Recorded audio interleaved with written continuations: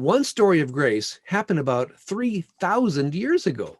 We have the account written down in the Bible by the prophet Samuel. So let me set the scene. Back in those days, when any king died and a new dynasty took control, all the family members of the previous king would typically be exterminated. And this would ensure that there were no rivals to the throne. It was a brutal practice.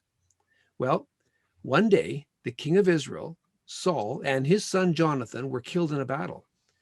And when word of the dual tragedy reached David, his immediate reaction was grief over losing his best friend, Jonathan. Meanwhile, Saul's family fled for their lives, erroneously thinking that David would now treat them like other new monarchs of Eastern dynasties and kill them all. And Jonathan had a young son named Mephibosheth. That's quite the name, eh? Mephibosheth. And when his nurse received word of the death of King Saul and Jonathan, she quickly fled with Mephibosheth. I can't even say it right. In her haste, she fell, and the little boy suffered a permanent injury from the fall and became lame. And nothing more is recorded about him in the Bible for 15 to 20 years. Meanwhile, David did take the throne, and he led the nation to great prosperity. And one day, reflecting on God's overwhelming goodness and grace, King David was musing about all these blessings. And then he remembered the time when he and his good friend Jonathan had made a covenant to care and protect each other. And so David asked the servant standing around, "Is there anyone left of the house of Saul, that I may show him kindness for Jonathan's sake?" Now, here's that Hebrew word for grace. David was not asking, "Is there anyone deserving? Is there anyone qualified?" No. Instead, he was saying, "Is there anyone still living in the family of Saul to whom I can demonstrate the same kind of grace that God has demonstrated to me?" Now, one of Saul's former servants named Ziba was standing there. Now, interesting. David had not killed off all the former servants of the earlier king, like most Eastern monarchs would have done. No, Ziba standing there, and Ziba said to King David, "There is still a son of Jonathan. He's crippled in both feet." And David said, "Well, where is he?" Then, perhaps a little surprised, Ziba tells David, "Well, he's in the house of Machir, the son of Amiel, in Lo-debar."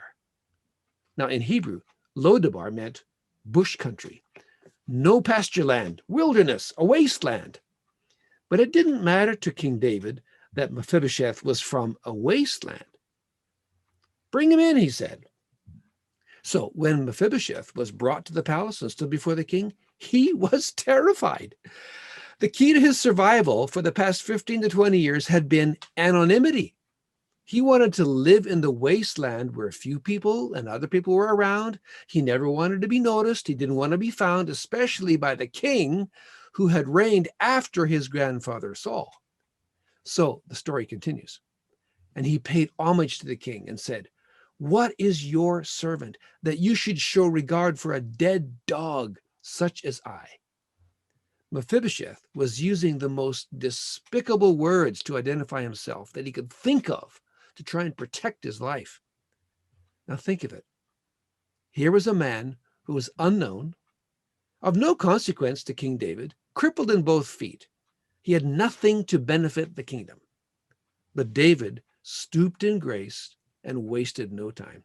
And speaking to Ziba, he said, "All that belonged to Saul and his entire house I have given to your master's grandson." And then David invited Mephibosheth to come and always eat at the king's table. Then the scripture says, now he was lame in both feet. We already knew he was lame in both feet. So why are we reminded of this? Well, David's adopted son's limp was a constant reminder and a constant picture of the king's grace. In fact, in the story, there are 4 references to eating at the king's table, and 3 of which include the word always. You know, Dan, what a beautiful story of grace. The scripture describes David as a man after God's own heart.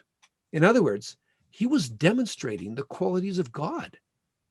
And then in the New Testament, Jesus is called a son of David. That is, someone with qualities like David. So here's the point of this amazing story. The duration of God's grace is always. And our limp, our imperfect state reminds us we have nothing to offer God. But God's grace is exactly that point. His undeserved favor poured out on us.